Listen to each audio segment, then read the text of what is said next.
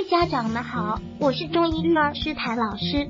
同时呢，我也是一位小儿推拿师，有10多年的经验了，自己也是一位宝妈，多年来碰到过各种宝宝的大病小病，各种问题，看到很多宝宝都因为长期吃药打针，导致身体很差，经常生病，一感冒就是1个月不好，身体也是面黄肌瘦，整个人状态很差。我呢，一向遵从用自然的方法给宝宝调理体质，推拿和食疗是我最擅长的，也帮助了很多宝宝拥有一个好体质。最近又到了感冒高发期，家长们又开始发愁了。这里就跟大家讲一个很常见简单的食疗方子，一般的生理性感冒咳嗽一吃就好，方子是很简单的，是中医古方，从咱们老祖宗开始就已经在用了。还有像焦三仙这种方子，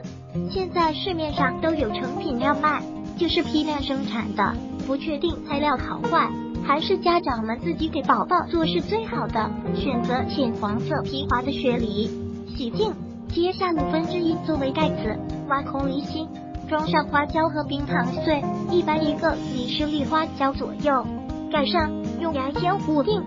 花椒不用担心味道过重，因为梨本身甜，再加上冰糖的甜味，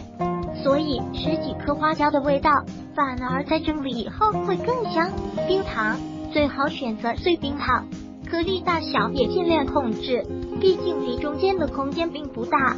所以我就选择来一些碎沫沫，将固定好的整颗梨装在小碗里，放入蒸锅，大火烧开，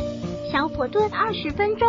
蒸好的梨非常柔软，拿小碗吃也很方便，吃的时候把花椒先挑出来哦，其他的可以全部吃掉。如果喜欢本视频，